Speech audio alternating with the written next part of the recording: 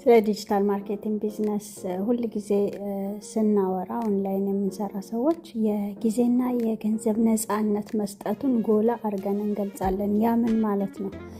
ተቀጥረን ስንሰራ የማናገኘውን የተትረፈረፈ ጊዜ ይሰጠናል። እንደገና ደግሞ ገደብ አልባ በሰራነው ልክ ማግኘት የምንችለው የገቢ ምንጭ ይሆነናል።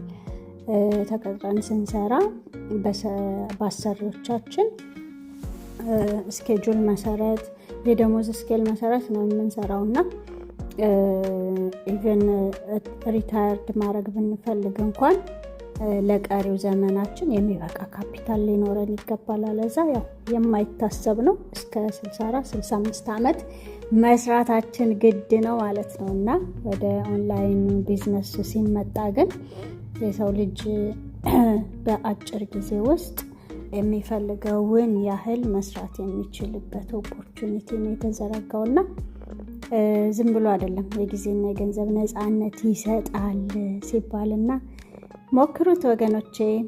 ወይስ እስከ 64-65 ዓመት መስራት ትፈልጋላችሁ?